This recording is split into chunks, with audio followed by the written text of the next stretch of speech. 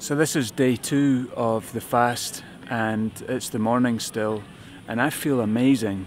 And we've decided to come to Parsley Bay Beach for the morning because it's really hot at the moment and it just feels like a nice thing to do. I have a good consistent level of energy. I feel very open, very connected to everything, very grateful.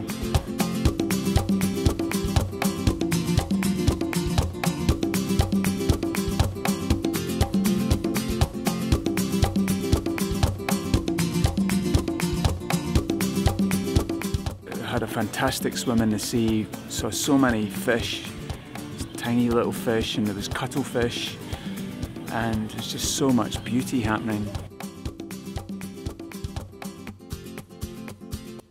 I had trouble going to sleep last night. I felt like I'd had a coffee actually. I was up really late and enjoying being up late and busy doing the film that I was editing for you guys to have a look at.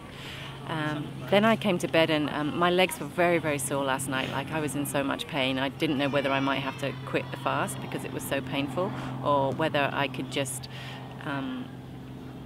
carry on. But this morning when I woke up, my legs were fine. I'm not feeling any pain in them, so that's great.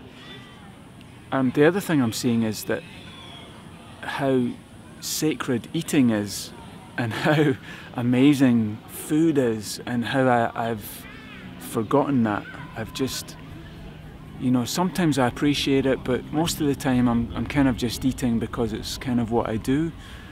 It's interesting because my mum just is waking up thinking, ooh, what should I have for? Oh yeah, water. And I also see how much everyone eats. Everyone's eating all the time, all around us.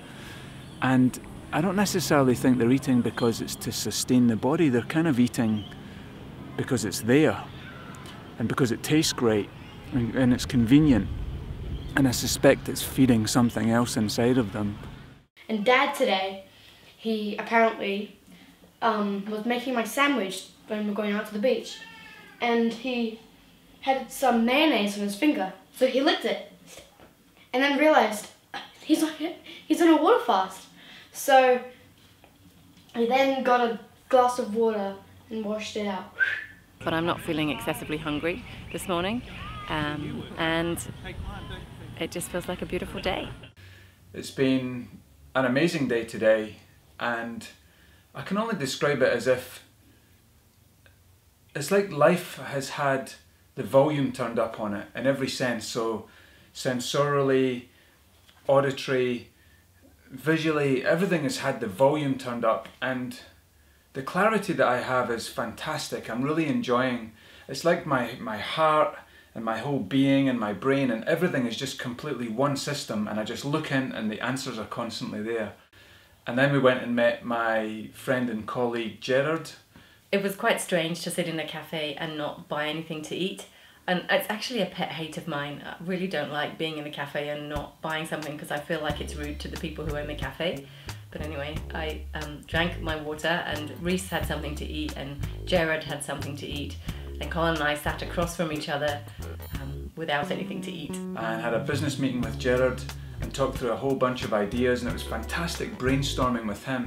And this was in a busy cafe surrounded by amazing smells and I could smell everything really intensely. My sense of smell is incredible. It's like I have super spidey, amazing, superpower smell senses.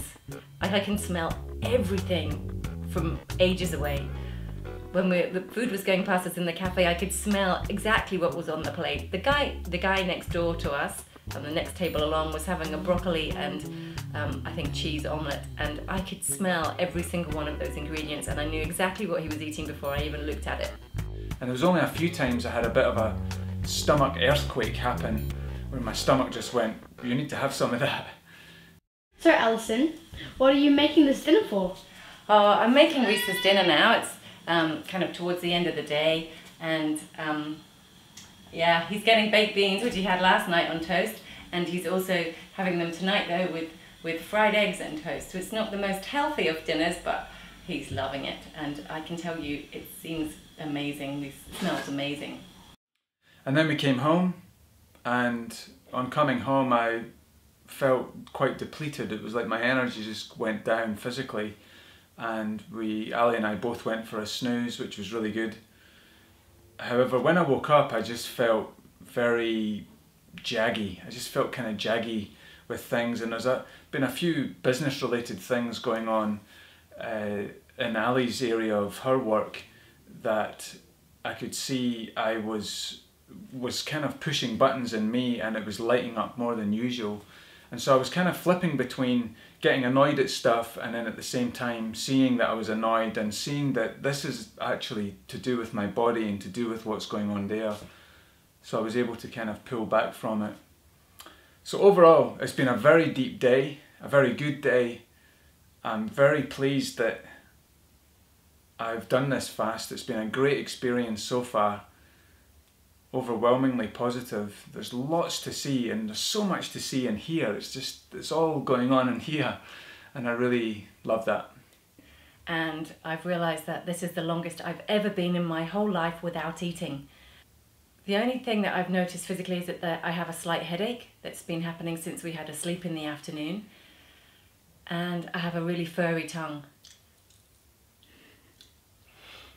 Apparently this is a normal response to going on a fast, as your tongue is one of the major areas in your body that you detox from.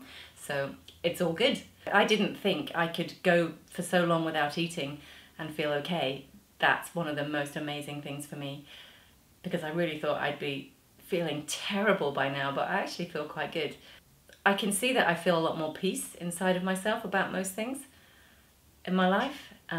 There's been situations that have been a bit tumultuous recently, but I have complete peace with all of them at the moment, which is a great place to come from.